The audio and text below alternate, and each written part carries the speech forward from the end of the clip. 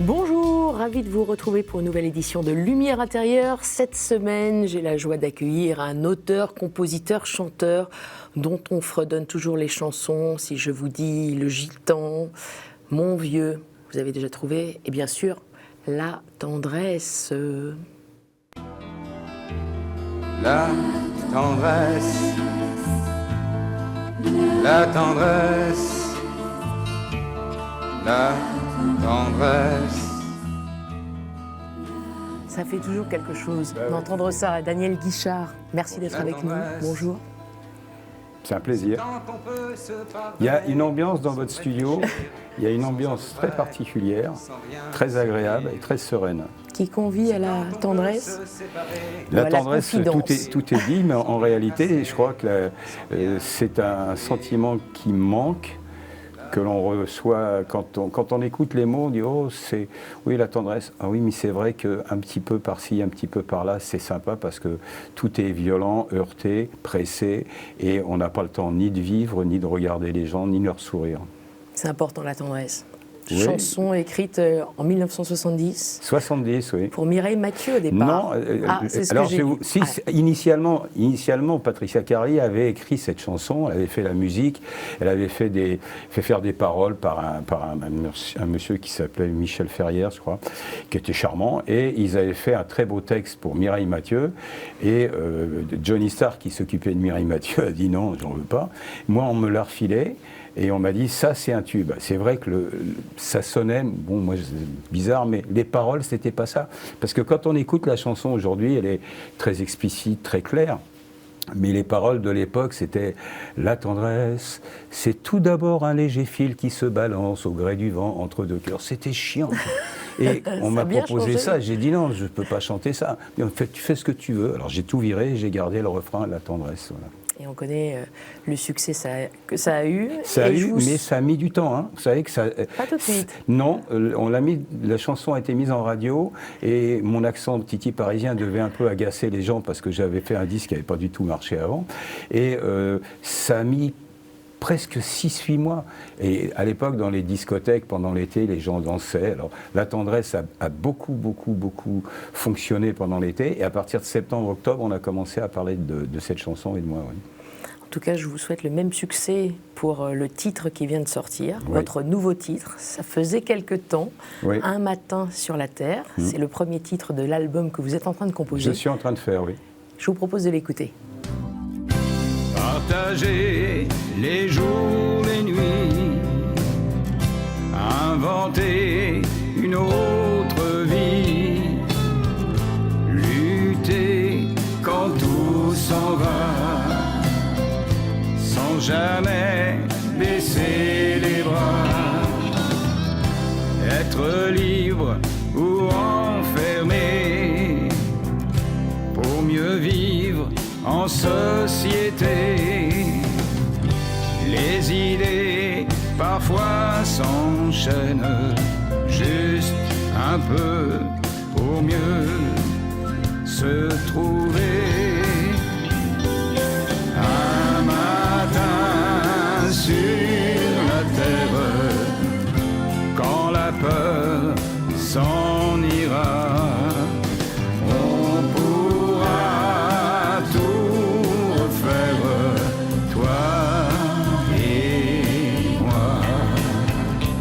Un matin sur la Terre, votre nouvelle chanson. Oui. Est-ce que vous avez déjà la composition du reste de l'album? Non, parce qu'en réalité, si vous voulez, l'actualité, les choses évoluent tellement rapidement, tellement pas bien souvent, que je ne me sens pas du tout léger. Il y a des chansons que j'ai pu faire qui sont...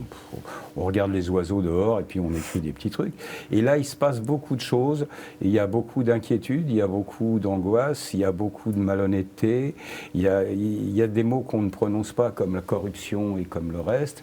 Et toutes ces choses qui sont sous-jacentes font qu'effectivement, avoir des endroits où on peut avoir une forme de lumière pour se rattacher à quelque chose, c'est bien, parce que là, tout est brumeux, tout est pas bien. Donc les chansons, elles seront toujours souvent le contre-pied de ça. Il ne faut pas être... Elles sont nées d'un contexte. Bah, celle-ci est née d'un contexte. Cette chanson, elle est dans ce contexte. C'est-à-dire que moi, j'attends avec une impatience réelle que l'hypnose, l'auto-hypnose se termine pour beaucoup de gens qui ne savent pas quoi penser. Vous mettez la maladie, vous mettez ne faites pas la bise à grand-mère, vous mettez toutes ces choses-là, vous ne savez plus où vous Ça vous a beaucoup marqué, ce confinement, le Covid? Ah, c'est terrible. Le Covid en lui-même, c'est une grosse maladie. C'est sûr qu'il faut prendre ça au sérieux. Toutes les maladies. J'ai eu la grippe il n'y a pas longtemps, je me suis fait 40 et des poussières. C'est pas joyeux, mais tout doit être pris au sérieux. De là à mettre sous auto-hypnose des pays entiers, des foules entières, des centaines de millions de gens, bon, c'est un peu inquiétant. 1984 est archi dépassé. Le meilleur des mondes est archi dépassé. C'est-à-dire qu'on ne pouvait pas rêver mieux. On peut être complotiste, on peut être conspirationniste, on peut dire tout ce qu'on veut. Les films, les films de science-fiction et d'horreur qu'on a pu voir sont dépassés. Moi, les bouquins que je lisais de science-fiction quand j'avais 15 piges, mais c'est terminé depuis tellement longtemps. On en est loin. Donc ça veut dire qu'il n'y a rien d'innocent dans ce qui s'est passé. Je ne parle même pas des fondements, juste, pas juste, je m'en fous, c'est pas la question. C'est qu'est-ce qu'il en reste? Il reste des séquelles au niveau humain terribles. Pour les gens seuls, pour les gens inquiets, pour les gens qui ont un certain âge et qui se disent on n'est pas pressé de mourir. Bah, certes, personne ne l'est vraiment. Et puis, il y a eu tellement de données vraiment balancées dans la nature comme ça, sans qu'on dise un jour, allez, c'est fini, on arrête, vous n'ayez plus peur, vous pouvez vivre normalement. C'est fini, on ne peut pas vivre normalement. J'ai pris un exemple il n'y a pas longtemps, excusez-moi, j'ai pris un exemple il n'y a pas longtemps, j'étais sur Quiberon, sur la côte sauvage, il y avait du vent, les vagues, tout ça, c'était bien, et il y avait un monsieur qui se promenait avec un masque. Je ne veux pas dire qu'il avait tort, il n'était pas ridicule. C'est-à-dire, on lui a tellement dit qu'il fallait faire attention que même les mouettes pouvaient lui refiler le Covid. C'est ça qui est inquiétant. Alors, cet album que vous êtes en train de constituer, il aura cette teneur-là? Il sera aussi acide et acerbe que les mots que je viens de vous prononcer. Ouais.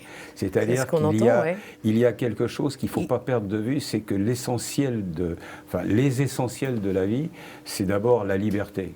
La liberté, on respecte les autres, mais c'est la liberté de savoir qu'on respire, on peut dire, on peut faire, que les gens n'essaient pas de vous écraser absolument par l'argent, par les combines, par la corruption, par tout ce que vous voulez. Ça sera le titre de l'album?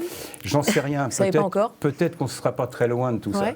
Et puis, il y a une deuxième chose qui est quand même importante, c'est il faut essayer de se trouver des pensées qui contrebalancent toute cette malhonnêteté. Parce que c'est une malhonnêteté totale. Vous avez vraiment eu envie d'écrire là-dessus? Je suis en train. De composer là-dessus? Des fois, ça sera marrant. Ouais. Des fois, ça sera cynique. Des fois, ça sera vachard. Il y a d'autres choses, là, vous pouvez nous en dire un peu plus? Pas encore, oui, bah non. Je ne peux pas.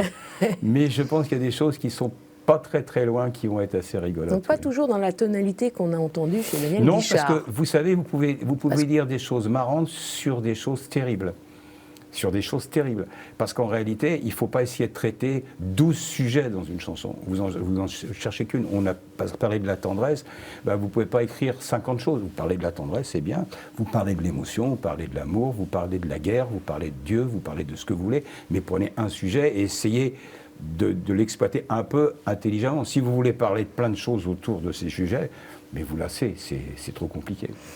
C'est vrai que vous avez écrit sur votre site internet et aussi sur vos réseaux sociaux qu'en ce moment, vous aviez vraiment envie d'écrire et de composer, et que l'interprétation, c'est pour plus tard, même si bien sûr on va en parler de votre tournée, parce que vous comptiez reprendre les classiques, Brel, Piaf, Ferrat, vous allez sans doute reprendre, mais en ce moment, c'est vraiment un moment de création. Oui, parce que en ce moment, je suis pas quelqu'un qui lève le poing en disant j'ai raison, suivez-moi. Non, je sais pas. Moi, je regarde la vie telle qu'elle est, je vous exprime ce que je ressens. Si ça vous plaît, c'est bien, mais si ça vous touche pas, c'est pas grave. Je suis pas un militant absolu, parce que je suis pas persuadé d'avoir raison. J'ai certainement un éclairage qui est le mien, bon, mais j'ai sûrement pas raison. Mais je suis certainement pas un expert de plateau, ni en médical, ni en politique, ni en géopolitique, ni en santé. Votre dernier album, c'était il y a 10 ans? Ouais. C'est ça? C'est notre histoire. Notre histoire, 2012. Oui, oui. Mais vous savez, j'ai la chance. Vous prenez le temps? Oui, mais j'ai la chance d'être autonome. Je fais ce que je veux depuis 1974. Je produis mes disques depuis 1974. Le show business, le métier, les radios, la télévision, tout ça a évolué, pas en bien, mais a évolué. Et c'est moi qui paye ce que je fais. Donc je sais que ça ne sert à rien de dépenser des fortunes sur des bonnes chansons qui ne passeront jamais en radio et que le public et les spectateurs ne connaîtront pas, sauf s'ils viennent au spectacle. Quand je fais des tournées, eh bien, il y a des chansons que j'essaye, elles marchent bien, je les améliore, je les fais et je les enregistre un jour. Mais en réalité, on ne peut plus faire ce qu'on faisait il y a 30, 40 ans. On fait un album, on fait des chansons et puis on les présente au public. Aujourd'hui, non, ça passe même pas en radio, ne perdez pas de temps. Comment vous avez fait là pour Un matin sur la Terre? Je me suis amusé à la faire. J'ai un copain avec qui on a fait des images. Puis on s'est dit, ben voilà, on va la diffuser, on s'amusera. Mais j'ai l'avantage, si vous voulez, je suis producteur et distributeur. Les gens qui s'intéressent disent le disque. Bon. Mon épouse gère tout ça et elle a un nombre incalculable de gens qui demandent mais comment on peut acheter le disque? On peut pas, on peut le télécharger si vous pouvez avoir soit la version audio soit la vidéo, vous pouvez la télécharger et on l'a mise sur YouTube dans les réseaux puis ça va très bien comme ça. Vous êtes complètement connecté aujourd'hui? Vaut mieux, oui. Oui, vaut mieux. Oui, oui. Alors votre actualité, c'est également la tournée. C'est surtout la tournée. C'est surtout la tournée. C'est le 2023. Voilà, le Rex. Avec, et la tournée derrière. Alors partout en France, il y a Orléans, Bourges, etc. Oui, et il y a le Grand Rex, le 8 janvier, voilà. Notez-le dans vos tablettes, Daniel Guichard au Grand Rex. Ah oui. Avec un tour de chant. Ça commence le 8 janvier, oui, dimanche après-midi. Alors, dites-nous un petit peu ce qu'il y aura dans... C'est-à-dire que dans le spectacle. D'abord, il y a les incontournables, si vous voulez. J'ai rien inventé et je crois qu'il faut respecter avant tout les spectateurs qui m'aiment. Les autres, je ne les connais pas. Donc, s'il y a quelques curieux qui veulent voir à quoi ça ressemble, ils sont les bienvenus. Il y a beaucoup de fidèles. Oui. Toujours. Ah oui. Écoutez, on va être honnête. Mais des générations aussi. C'est très, très marrant parce que la génération qui est la mienne a entre 70 et 85 ans. Voilà, c'est ceux qui m'ont découvert quand j'avais 20 ans.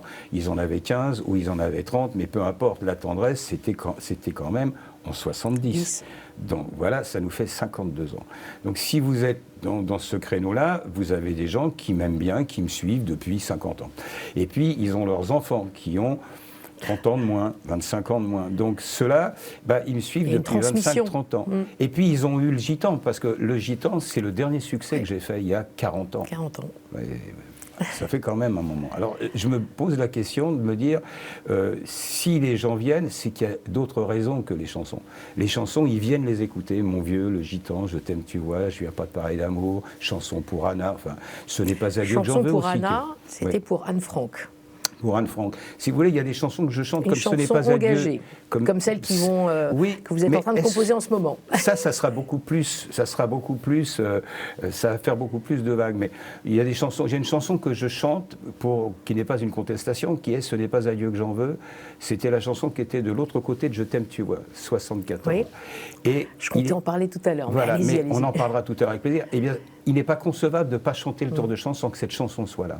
Il n'est pas concevable. Et ça va faire quand même 50 ans bientôt que je la chante. Et elle s'est améliorée, comme mon vieux, comme le reste.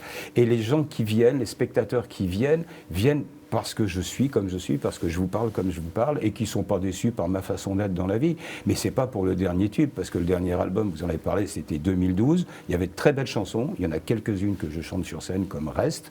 Et bon, il y a des nouvelles chansons qui vont arriver. Mais il y aura la nouvelle chanson de votre tournée. Oui, parce que déjà, si vous parliez tout à l'heure d'Un matin sur la Terre, il y a, si j'avais su une chanson que j'ai faite il n'y a pas longtemps sur les erreurs qu'on peut commettre en faisant de la peine aux autres, et puis il y a des nouvelles choses. Il n'y aura pas 25 nouvelles chansons, il y en aura peut-être 6, 7, 5, on ne sait rien.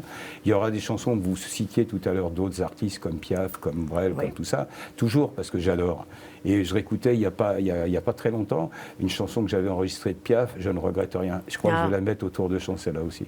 J'avais à peine effleuré il y a une trentaine d'années, mais je vais la chanter parce qu'elle est trop belle. Le titre de cette tournée, c'est Si c'était à refaire. Oui. Donc si c'était à refaire, je referais presque tout pareil. Ou pas tout pareil. Alors non, je ne ferai pas tout pareil. Parce que, si vous voulez, refaire les mêmes erreurs et les mêmes choses positives m'amènerait devant vous. Si je faisais différemment, j'y serais pas. Donc j'aurais pas le plaisir de vous rencontrer. Mais en plus, quel aurait été mon destin, j'en sais rien. Donc le cheminement que j'ai suivi, les erreurs que j'ai commises, les choses positives que j'ai faites, les réussites que j'ai eues, m'ont amené là. Je ne changerai pas grand-chose. Il y a juste la psychologie de mes relations avec les gens que j'aime et qui m'aiment. D'ailleurs, j'aurais évité de leur faire de la peine. Parce que là, des conneries de ce côté-là, j'en ai fait quelques-unes. On va peut-être en parler un petit peu. Oui. Je vous propose d'aborder la deuxième partie. Je vais m'éclipser, vous restez là. Et je vous propose 4 mots. À vous de nous les éclairer. Daniel Guichard. Entendu ? Ça marche. À tout de suite. À tout de suite.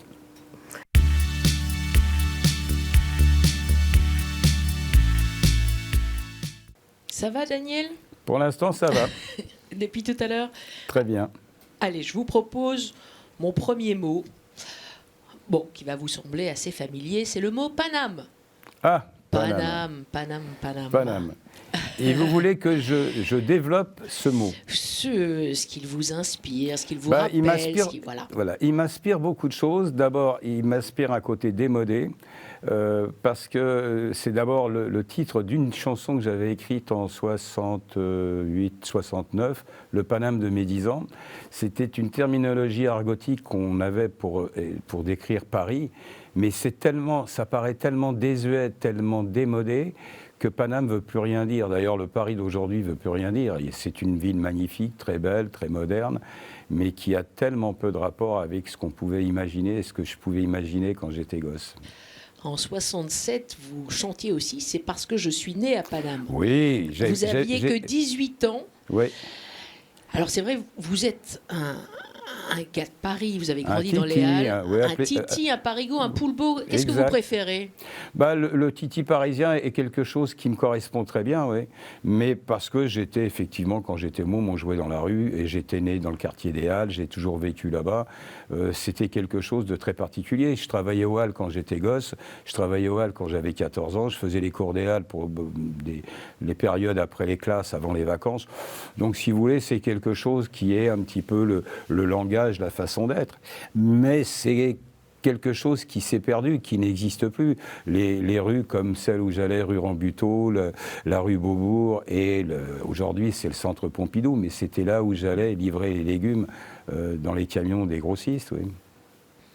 De la nostalgie quand vous parlez de ça? Aucune nostalgie, j'ai aucune nostalgie. Je ne regarde pas dans le rétroviseur. De temps en temps, ça me fait marrer quand je regarde derrière moi. Et je me disais qu'effectivement, il y a des endroits qui bougent, qui changent. Les rues de Paris où j'habitais, à part les écoles, les lycées qui n'ont pas trop bougé, parce que c'est des grands bâtiments, tout le reste a bougé. J'ai pas de nostalgie là-dessus, non, je m'en tape. Je m'en fous, c'est pas grave. Vous êtes un titi parisien, vous le dites, de s'en mêler quand même.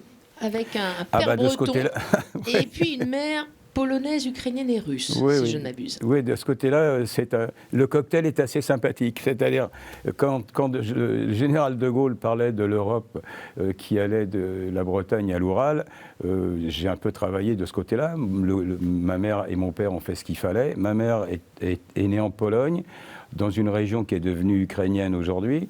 Mon père était breton, il a été fait prisonnier de guerre à Dunkerque, elle a été déportée, ils se sont rencontrés, ils sont venus en France tous les deux, et je suis là, voilà. Et vous vous sentez d'où? Moi, je me sens de Paris, je suis très parisien, j'adore la Bretagne, j'adore Quiberon. Je suis un peu slave dans ma façon d'être, pas fataliste, mais vous savez, il y a des éléments contre lesquels on ne peut pas faire grand-chose. Bon, dans ces cas-là, on les prend.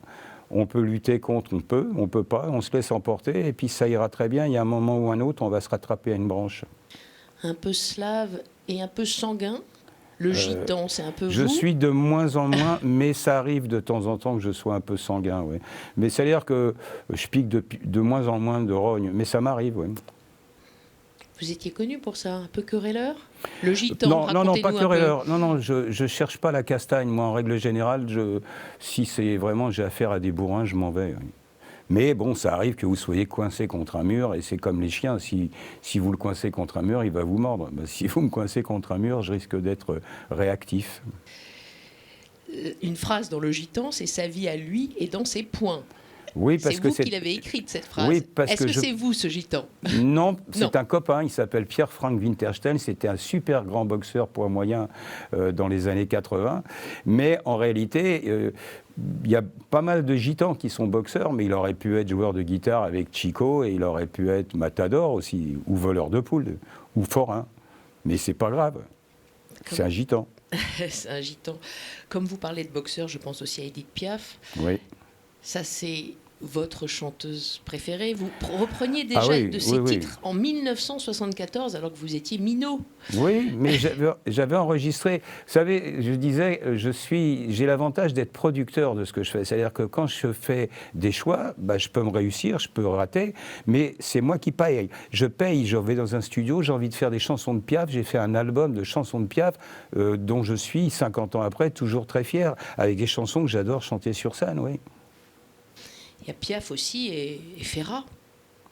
Jean Ferrat, oui, c'est une institution, c'est un personnage à part. Je pense d'ailleurs, je vais vous faire une confidence, puisque là, il ne faut pas le dire trop fort, mais je pense que dans les années qui viennent, je vais me faire un album rien que de chansons de Ferrat pour le plaisir. Ah, pour le plaisir de tout le monde. Pour tout le monde, je ne sais pas, mais pour mon plaisir à moi, je vous garantis tout de suite, oui. La montagne ? Il y a la montagne. Mais vous savez, je vais vous raconter une anecdote. J'ai chanté pendant des années une chanson qui marchait formidablement bien sur scène et qui avait bien marché en radio d'ailleurs, c'était Ma Môme. Ma Môme, elle joue pas les starlettes, elle met pas des lunettes de soleil. Et je trouvais ça très bien. Et puis un jour, je me suis rendu compte que j'avais quand même pris quelques années, et quand je chantais Ma Môme, elle a 25 berges, et je crois bien que la Sainte Vierge des églises, elle a 25 berges, j'en ai presque 75, ça se fait plus, je peux plus chanter ça, quoi. C'est du détournement de mineurs. Faut changer les paroles?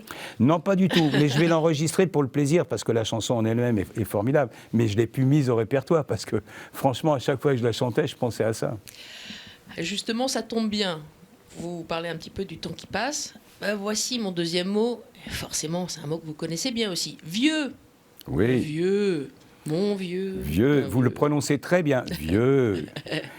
Écoutez, le temps qui passe est une chose contre laquelle on ne peut pas agir vraiment. Donc, le temps, il est là, il est pour tout le monde, il ne passe pas de la même manière. Certains sont en bonne santé, d'autres moins bien, d'autres sont heureux, d'autres sont malheureux. C'est le temps qui passe. Ça fait des millions d'années que c'est comme ça.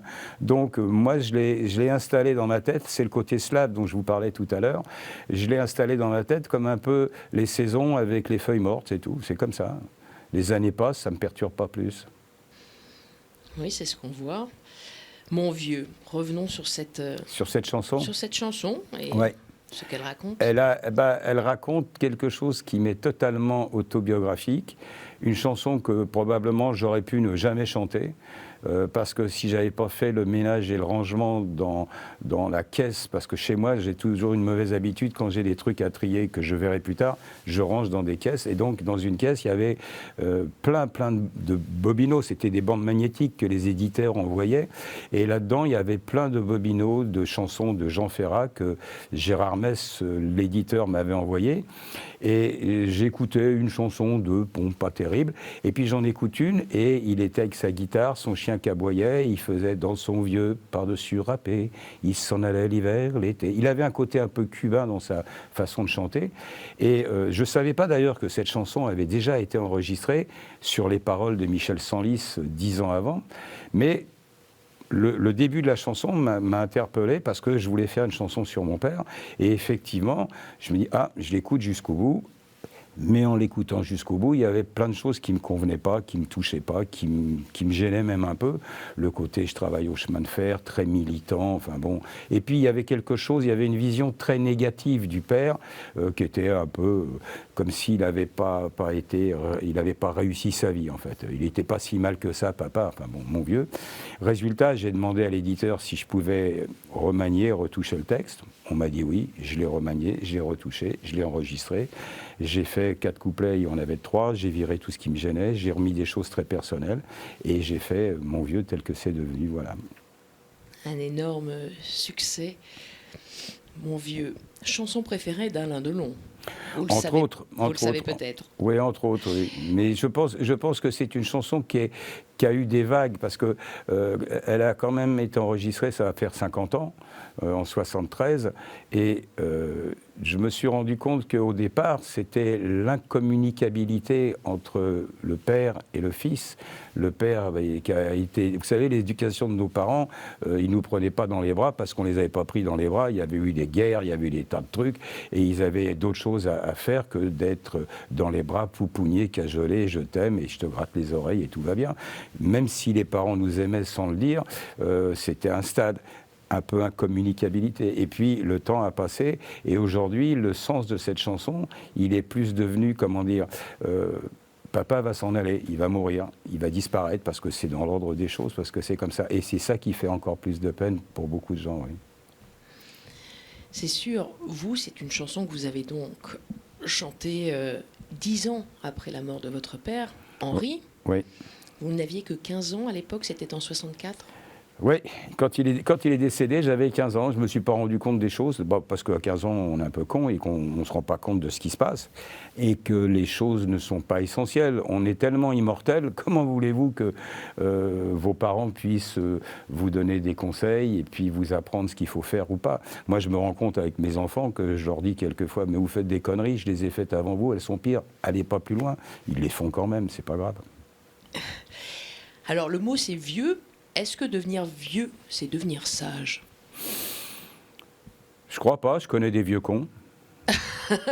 Non, je crois pas que la vieillesse soit synonyme de sagesse. Mais par contre, j'ai lu un jour dans un livre quelque chose, une phrase que j'ai fait mienne, qui est pardonner aux autres, c'est le début de la sagesse.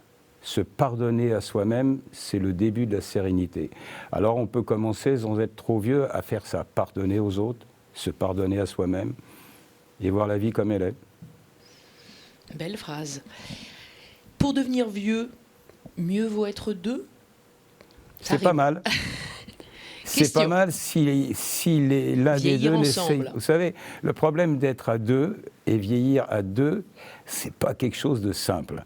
Parce qu'il y en a toujours un qui veut aider l'autre. Et c'est chiant quand il y en a un qui s'occupe trop de l'autre. Parce qu'on a envie de s'aider mutuellement, on a envie d'être partenaires mutuellement, mais on fait à peu près toutes les conneries qu'il faut pour que ça soit plus compliqué. Oui. Là, c'est un clin d'œil à votre épouse. Oui, mais ces temps-ci, par exemple, j'ai pas fait... Christine. Oui, Christine. Mais par exemple, ces temps-ci, j'ai pas fait attention et j'ai chopé la grippe, quoi. Et si elle n'avait pas été là, je serais en très mauvais état. Je serais peut-être pas avec vous aujourd'hui. Pas exagéré. Fallait peut-être écouter. Ah non, mais elle a très bien géré. Elle a été très bien. Là. Alors, l'histoire avec Christine est incroyable, puisque vous avez été mariés 3 fois avec Christine. Non, 2 fois. La troisième, elle est en projet, mais en ce moment, il faut... Expliquez-nous. C'est-à-dire, on s'est mariés une fois. Sympa, on a invité la famille, on a invité tout plein de gens qui étaient là. 91, c'est ça? Ouais, on a fait les choses bien comme il faut. Et comme le chiffre préféré de Christine, c'est le 11, 11 ans plus tard, on s'est refait un mariage. D'abord parce qu'au premier mariage, il n'y avait que Gabriel qui était là, qui était petit. Joël, l'avant-dernier, n'était pas là. Et Raphaël était à peine en projet. Donc, on s'est dit, 11 ans plus tard, on recommence. Donc, comme 2002. Ça. Voilà, on se remarie pour la forme avec notre copain, le maire de Valras, avec un copain curé qui était venu faire la bénédiction. Et on avait la chance, les grands-parents à Christine, je crois, avaient 75 ans de mariage. Donc on a refait la cérémonie sympa, mais là pour les potes. Et il n'y avait vraiment que des copains qui étaient là. Et on a vraiment fait une très très belle fête, un beau mariage. Et le Raphaël, qui était tout petit, bon... Il n'a pas participé à fond, mais les 2 premiers garçons ont fini tous les verres de champagne, ça je vous le garantis, donc ça a bien fonctionné. Et on s'est dit, le 3e mariage, on avait prévu de le faire là où on s'est rencontrés, c'est-à-dire à Pékin. Mais on va peut-être attendre un peu. C'était sur un vol Karachi-Pékin, c'est ça? C'est ça, on s'est rencontrés à Pékin. Elle était hôtesse de l'air sur les vols internationaux. Et puis, on s'est dit, voilà, on fera ça à Pékin. En ce moment, c'est un peu tendu. Mais on le refera, hein, c'est pas un problème. C'est pas un peu tendu entre vous? Ah, pas entre nous, non, mais bon... Donc pas de date précise? C'est en ce moment, Xi Jinping, tout ça, on fera Pékin, ça tranquillement. Oui. Mais on a des tas de copains chinois qui nous arrangeaient tous les coups. On aurait pu le faire 2 fois, mais une fois, on avait des problèmes économiques qui nous permettaient pas trop de faire ce genre de rigolade. Et la 2e fois, c'est les petites tensions internationales, on attend un peu. On attend un peu. Mais ça fait rien, l'amour est toujours là. Je vais vous mettre un petit peu de violon. Oui, l'amour est toujours là. Allez, troisième mot, Daniel Guichard. Enfin, c'est plutôt une syllabe. C'est la première fois que je propose une syllabe, mais elle va vous parler. C'est la syllabe L. E-L. Elle. Elle, c'est Dieu en hébreu. Oui. Et vous savez pourquoi je dis ça? Tous les prénoms de vos 7 enfants finissent par la syllabe L. Oui. Comme le vôtre, Daniel, le prophète, Dieu est mon juge. Oui, oui. Vous avez 4 filles et 3 garçons. Mais je vais vous dire, est-ce que c'est un côté divin de ma part d'avoir fait en sorte que tous mes enfants aient un prénom en L? C'est la question. Peut-être. Non, mais ça aurait pu être. J'avoue que je n'ai pas fait l'approchement comme ça. Je l'ai fait sur une communauté humaine, dans la mesure où j'ai été marié 3 fois. Et tous mes enfants, les 3 premiers, c'était Guénaël, et Armel, Anaël. Plutôt breton. Hein, ça avait une consonance celtique bretonne, oui. Anaël, c'est un mix entre le breton et l'hébreu. Oui, il y a un petit peu des deux. Un peu des deux. Et après, il y a eu une fille qui est venue, et la première question des 2 premières filles d'Armel et Guénaël, c'est: est-ce qu'elle a un prénom en elle comme vous? Parce qu'elle aurait pu s'appeler, je ne sais pas, Vanessa, Françoise, enfin bon. Et j'ai dit oui, elle s'appelle Emmanuel. Alors, soulagement. Pas n'importe lequel, Dieu parmi nous. Eh bien, vous voyez, on est carrément dans des consonances et des interprétations bibliques. Et les 3 garçons qui ont suivi, c'était une évidence qu'ils aient dans la même connotation. Et en plus, il y a Alors, on va les redonner. Gabriel, force de Dieu, Joël, archange, Raphaël, Dieu guérit, et Joël, Dieu et Dieu. Joël, c'est Dieu et Dieu. Dieu et Dieu. Soyez gentils, ne lui dites pas trop ça. Ah. Parce que déjà, il n'est pas simple, le garçon. Il travaille avec moi depuis des années. Mais alors, Dieu et Dieu, je peux vous garantir qu'il va falloir lui parler sur un certain ton dès que l'émission va être terminée. Voilà. Mais en fait, les 3 garçons, dans l'ordre, c'est Gabriel, Joël et Raphaël. Et eux, ils sont tout à fait dans l'ordre des choses. Et justement, ce rapport avec Dieu, puisque c'est un peu inconsciemment que vous avez mis ce « L » à la fin des prénoms de vos enfants. J'en sais rien, je ne peux pas vous dire. Vous savez, il n'y a jamais rien par hasard. Moi, je mets une consonance bretonne sur ma première fille, Guénaël, et puis je garde la consonance pour la deuxième, Armel, puis un prénom qui est une espèce de composition, Anaël, assez très particulière. Et puis c'est resté parce que je voulais qu'il y ait une vraie union entre mes enfants. Et il y a une véritable union. Ils ne vous diront pas on est demi-frères, demi-sœurs. Ils sont frères et sœurs, point à la ligne. Alors, est-ce que Dieu est derrière tout ça? Peut-être, allez savoir. Il est déjà derrière tellement de choses. Est-ce que vous croyez en Dieu? Non, pas à la façon dont on pourrait le croire. J'ai une forme d'agnostisme, je crois qu'il y a énormément de choses et que je crois que toutes les lumières que les gens peuvent trouver en croyant, sincèrement, je dis bien sincèrement à quelque chose, parce que croire en Dieu quelques secondes avant de mourir et ne jamais l'avoir respecté ou cru, c'est un peu une hypocrisie. Non, mais avoir une foi réelle, c'est bien, c'est la lumière intérieure qui est nécessaire. C'est-à-dire il faut quand même se dire que quoi qu'il se passe, quoi qu'on vive, il est toujours indispensable d'avoir au moins quelque chose de personnel qui vous protège intérieurement. Oui. Comme on parle de Dieu, on va reparler de cette chanson que vous citiez au départ. Ce n'est pas à Dieu que j'en veux. Je continue les paroles. Mais à ceux qui m'en ont parlé, je l'ai cherché dans leurs yeux, mais je ne l'ai pas trouvé. Oui. C'est peut-être pour ça que j'ai pas la même vision de Dieu qu'on pourrait penser. C'est qui Dieu pour vous? C'est tout. Tout le monde? Je ne pense pas que tout le monde soit Dieu. Je pense que tout est Dieu si on croit en Dieu. Si on ne croit pas, c'est pas grave. Il y a des énergies, il y a des choses qui sont là, il y a des choses qui nous protègent peut-être. Donc on peut essayer de sentir des choses qui vous permettent de passer les caps difficiles. Mais si vous croyez en Dieu, Dieu est partout. Il est en tout. Vous savez, j'ai eu la chance de faire quelques petites choses avec l'abbé Pierre et il illuminait tellement les choses que vous ne posiez pas la question est-ce que Dieu existe ou pas. Une évidence. C'est une évidence. Et c'est une évidence respectueuse pour moi, pour ceux qui croient. Mais ceux qui ont une vraie foi sincère, qui ne sont pas croyants parce qu'il faut faire semblant ou parce qu'on a peur. On ne croit pas en Dieu parce qu'on a peur de la vie ou de la mort. On croit en Dieu parce qu'on croit en Dieu, c'est tout. Dieu est là, il est bien, il n'est pas bien. Vous n'avez pas porté de jugement, commencé à lui reprocher des trucs. Mais les gens qui m'ont parlé de Dieu quand j'étais gosse ont fait ce qu'il fallait pour que j'y croie pas. À leur façon. Vous avez été traumatisé? Non, déçu. C'est-à-dire? C'est-à-dire que vous ne pouvez pas avoir... J'allais au catéchisme et on n'avait pas d'argent déjà pour faire ça. Mais il y avait une communion avant qui était la communion privée. Enfin, je ne sais plus quelle était la terminologie, c'était il y a tellement longtemps. Et comme mon parrain n'était pas là, mais vraiment, j'étais le dernier et on m'avait mis vraiment le dernier. Vous savez, je ne sais plus comment on appelle cette cérémonie... cette première communion. La première communion, peut-être, oui. Je ne sais plus si ça existe, peut-être plus, mais bon, de toute façon... Profession de foi et confirmation, aujourd'hui. C'était peut-être ça, bon, peut-être ça. Et j'étais, derrière, et ça m'avait un peu choqué, touché, parce que mon parrain n'était pas là, et les parrains des autres étaient là. Et puis, l'histoire de la communion solennelle, on ne l'a pas faite parce qu'on n'avait pas les moyens. Il fallait prendre le costume. Je sais, je vais vous dire un magasin qui n'existe plus, il s'appelait Sigrand, boulevard Sébastopol, à côté de chez nous. Il y avait des très beaux costumes. Les filles, elles avaient des jolies petites robes de mariée. Elles étaient superbes. Et les garçons, ils avaient des beaux costumes gris avec des brassards. On n'avait pas les moyens d'acheter ça.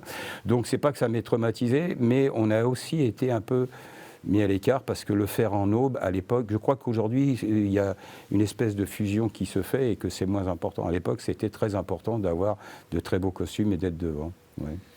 Donc la religion a été un peu synonyme de trahison à l'époque pour vous. Non, pas avec de trahison. Ce parrain qui n'était non, pas là. Le terme est excessif, si vous voulez. Non, c'est pas la trahison. C'est simplement une vision et une interprétation de la foi qui n'était pas très, très sympathique. Mais j'ai servi la messe. Hein. J'ai passé la petite caisse pour mettre un peu de sous et tout ça. Je voyais les gens radins et tout. Bon, bref. Ceux qui parlaient le plus de Dieu, qui nous faisaient des leçons de morale et qui donnaient le moins. Et qui donnaient rien quasiment. Donc, voilà. Ah là là. Déjà tout petit, j'étais pas dupe. Je crois que la sincérité des sentiments et la sincérité des choses prime sur tout le reste. Je vous propose le dernier mot, le quatrième et dernier mot, c'est le mot espérance. Est-ce que vous êtes plutôt espoir ou espérance? Un peu des deux. Si on pouvait faire une composition d'espoir et espérance, je vous dirais ce serait quelque chose qui correspond à tout. Parce que l'espérance, si vous n'avez plus d'espérance dans les jours qui viennent, dans les changements humains, oh là là, on devient des légumes. Hein. Et l'espoir, en avoir un peu, c'est pas mal. En avoir de trop, vous êtes souvent déçu. Donc il faut en avoir raisonnablement. Vous avez souvent été déçu? Oh oui, comme tout le monde. Des déceptions, j'en ai eu beaucoup, mais beaucoup de déceptions causées par moi-même, parce que s'il y a un responsable dans tout ce qui a pu m'arriver, c'est moi. Même si c'est indirect, même si c'est à un tout petit degré. Quand j'ai eu des catastrophes qui me sont tombées dessus, elles ne me sont pas tombées dessus par hasard. C'est que j'avais fréquenté la personne qu'il ne fallait pas, ou j'avais fait confiance à la personne qu'il ne fallait pas, ou que j'avais pris une décision qui n'était pas la bonne. Mais en réalité, les déceptions, ouais, j'en ai eu plein. Et les espérances, j'en ai eu pas mal. Ouais, j'en ai eu pas mal, mais beaucoup se sont réalisées, d'autres non. C'est pas grave. Lesquelles ne se sont pas réalisées? Celles-là, je ne vous les raconterai pas. Ah. Il y a des choses qui sont très personnelles, parce qu'on a des espérances qui sont des mélanges de vie, des mélanges de réussite. Non, parce que ce n'est pas très important. Ce qui ne se réalise pas, c'est secondaire. Il y a des choses qu'on peut réaliser, qu'on réussit, juste pour le plaisir, et c'est super. Est-ce que l'espérance résonne aussi avec l'au-delà? Oui, certainement. La finitude? Certainement. Ouais. Je pense que les siècles ont passé, les modifications d'interprétation sur l'après-vie ont se sont faites, elles se sont affinées, elles se sont fermées. Oui, je pense qu'il y a des choses après. Sous quelle forme? Est-ce que c'est de la simple énergie? Est-ce que c'est de la communication d'esprit? Est-ce que ce sont des choses à ce moment-là? Si Dieu existe, eh ben, il y a probablement tout un tas de choses qui viendront. Il faut l'espérer. Non, je ne sais pas. L'après-vie, elle doit être quelque chose d'intéressant, oui. Si j'y vais, je reviendrai, je vous raconterai. Mais pour l'instant, je ne suis pas très pressé. Personne. Tiens, je vais m'incarner en Bernard Pivot. Si Dieu existe, justement, Oui. ici il existe évidemment, qu'aimeriez-vous entendre vous dire? Si c'est à moi de lui dire des choses, je ne crois pas que je sois en mesure, vu le boulot qu'il a à faire depuis des milliers et des milliers d'années, je ne crois pas que ce soit à moi de lui faire des récriminations ou lui donner des conseils. Je pense qu'il est assez grand pour faire ce qu'il peut, et avec des individus de tout gabarit que nous sommes sur cette terre, pour essayer de faire en sorte que ça ne soit pas trop pourri. Bon, ça, je m'abstiendrai de faire des conseils à Dieu. Et s'il avait quelque chose à me dire, j'irais presque vous dire, est-ce qu'il pourrait me donner un endroit très calme où je serais le plus heureux du monde? C'est joli. Est-ce que vous avez une pratique spirituelle ou des petits rituels ou...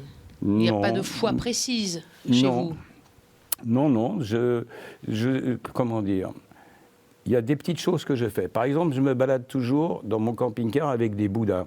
Mais des Bouddhas qui sont rigolards. Ils ont la grosse banane, ils rigolent parce qu'ils me remettent d'équerre par rapport à tout ce qui peut tomber sur moi, c'est-à-dire des choses désagréables, les comportements un peu débiles des gens avec qui on est amené à travailler. Et quand je vois la tronche des Bouddhas rigolards, ça désamorce un petit peu les choses. Et quand on est à la maison, chez nous, avec Christine, on met tous les jours des bougies devant la photo de mon père, la photo de mon beau-père, Guy, devant les mamies, tous les jours, des petites bougies comme ça. C'est juste pour une petite pensée qui va vers le ciel et qui va vers eux. Parce que c'est une espèce de rituel qu'on a et qu'on fait. Est-ce que c'est Dieu? Peut-être, peut-être pas. De toute façon, on ne doit pas en être très loin. Hein. C'est pas parce que tel qu'il est présenté, il ne me correspond pas qu'on en est très loin. Oui, vous pensez, vous chérissez vos morts? Non, on y pense. On ne chérit pas nos morts, parce que malheureusement, là où ils sont, on ne peut pas faire grand-chose. Ils ont fait leur chemin à nos côtés, on a fait notre chemin à leur côté. Ils ont fait ce qu'ils ont pu pour qu'on soit à peu près carré, pour que ça fonctionne. Bon, c'est pas plus mal d'avoir une petite pensée tous les jours. Quoi. Petite pensée, une petite bougie. Oh, plusieurs fois par jour. Hein. Plusieurs fois par jour. Des fois, je parle à mon père et je lui dis, tiens, j'ai oublié de l'allumer. Bon, elle s'est éteinte, j'en aurai allumé autre. C'est pas grave. Vous lui parlez régulièrement? Ah ouais, souvent, oui. Souvent, j'ai une amie qui écrit des livres et qui a des correspondances avec les défunts et qui a plutôt une très bonne réputation là-dessus, et qui m'a dit un jour, vous êtes protégé. Je dis, ah. Si c'est par mon père, non, c'est un homme qui est beaucoup plus grand, ah bon, qui s'occupait d'animaux et les animaux noirs. Donc le père de ma mère était un paysan guérisseur et il avait que des animaux noirs, il s'occupait des animaux, il guérissait un peu les êtres humains, mais c'était surtout les animaux. Donc elle me dit, il est toujours là à côté de vous. Ben, je me suis dit, bon, alors c'est papa ou c'est grand-père, peu importe, je ne l'ai jamais connu, mon grand-père, mais je me dis que c'est une forme aussi de spiritualité. Même. Vous la sentez, cette protection? Ah, permanente, oui. Permanente? Parce qu'il y a longtemps que je devrais être mort, oui. Et ça m'empêche de temps en temps de faire trop de conneries, quand même. Parce que j'ai une certaine propension à partir en vrille. C'est une présence qui vous conseille aussi, qui vous aiguille? Non, je crois pas. Aucune présence. Je parle avec mon père parce que des fois, il faut bien que je discute avec quelqu'un. Donc, parce que quand je discute avec moi, je me dispute. Mais je m'engueule un peu de temps en temps. Avec mon père, jamais. Mais non, si vous voulez, ça fonctionne intellectuellement. Il y a quelque chose qui est là, autour de moi. Vrai ou faux, c'est pas important. Qu'est-ce que ça peut faire? C'est pas ça qui est important. Est-ce que vous discutez avec votre maman? Très peu. Très peu. C'est curieux. Le jour où ma maman est décédée, je pense qu'elle est partie loin très vite. Et je la sens pas très bien. Je la sens pas près de moi. Mais je pense que là où elle devait aller, elle était attendue. Votre maman qui s'appelle Elvira. Elvira. Hein. Mm. Merci beaucoup pour C'est un ce plaisir. partage, Daniel Guichard. Daniel le prophète. Est-ce que j'ai répondu à toutes vos questions? Oh, il y en a encore beaucoup d'autres. Alors, allez-y. Non, je reviens auprès de vous Bon, à tout de suite. pour la fin de l'émission. À tout de suite.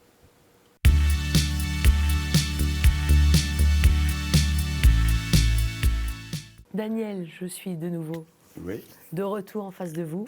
oui. Oui, je disais, j'avais plein de questions, mais on n'a plus beaucoup de temps, malheureusement. Oh, bah alors, on va essayer de pas trop On va faire s'étaler. court. Je vais essayer de faire court, oui. Non, non, mais on a découvert un autre, enfin j'ai découvert, mais peut-être d'autres aussi, un autre Daniel Guichard. C'est le même, hein. C'est le même, mais c'est une facette qu'on connaissait moins, je crois. Parce qu'elle n'avait pas à être connue, pas parce que je la cachais, mais parce que, vous savez, dans les délais qui sont impartis quand on parle d'un disque, d'une Bien sûr. chanson, d'un spectacle, le minutage est tellement serré, vous ne pouvez pas aller aux choses profondes ou aux choses premières de votre existence. Vous allez dans le superficiel et dans ce qui est apparemment l'essentiel de l'instant. Bon, ce n'était pas le cas. C'était pas le cas. On avait plus de temps. Quelle profondeur. Je ne savais pas. Mais je suis comme ça, j'ai Oui, toujours oui. été comme ça. Oui, on a vraiment découvert beaucoup de choses. Et puis ce rapport que vous avez aux ancêtres, aux anciens. Enfin, C'est important, c'est essentiel. C'est essentiel parce que je me rends compte à quel point j'ai peu de contact humain avec mes ancêtres. Mon épouse a la chance, mon beau-père est parti, mais d'avoir eu une famille, des parents, des grands-parents, des cousins. Vous avez des espèces de lignées, vous savez que vous existez par rapport à un ensemble humain. Moi, j'ai pas ça. J'ai ma mère qui est arrivée de Pologne, qui a été déportée, et mon père qui est né, sa mère est morte quelques jours après sa naissance, qui a été élevé par ses grands-parents, et il est né en 18. Les grands-parents, je ne sais pas ce que c'est. Des oncles, je ne sais pas ce que c'est. Des cousins, je ne sais pas ce que c'est. Donc, des cousins, il y en a plein qui vont, mais ce n'est pas des cousins directs. Et Pas de frères et sœurs? Pardon? Frères et sœurs? J'ai un frère et une sœur. Vous avez un frère et ma une sœur est sœur. décédée, mais Ouais. j'ai un frère. Ouais. Mais en famille, j'ai pas. Donc, j'ai pas cette notion de la famille. Je n'ai pas cherché à en recréer une autre. Mais petit à petit, par mes lectures, par mes réflexions, je me suis dit qu'il existait toujours des choses un peu spirituellement qui sont là. Donc, voilà. Et vous avez créé aussi une grande famille. C'est pas mal, oui, de ce côté-là. Oui. Oui. 7 enfants, Oui, quand même. ça va. C'est un beau chiffre. C'est pas mal. On 7. peut l'interpréter de plein de façons, mais il n'est pas toujours bénéfique, mais en principe, il est bénéfique. Oui. Vous croyez à des chiffres bénéfiques? Non. Ça, c'est pas... J'y ai cru une seule fois, mais une seule fois.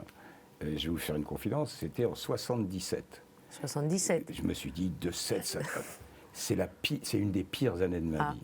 J'ai eu un accident d'avion dans le désert, j'ai divorcé, j'ai eu plein de choses. Et stop, les chiffres, je ne veux même plus en entendre parler. Pas de numérologie avec vous, ça Ah non, tombe non, bien. c'est Nous pas sommes là. sur Vous pouvez- KTO. Non, vous pouvez faire si ça vous amuse, mais Non. j'irai pas à l'encontre de ce que vous allez me dire, mais c'est pas mon truc. Sinon, comment est-ce que vous avez vécu cette expérience? Vous disiez qu'on avait le temps, mais ça vous a plu? C'était intéressant, enrichissant, humainement reposant.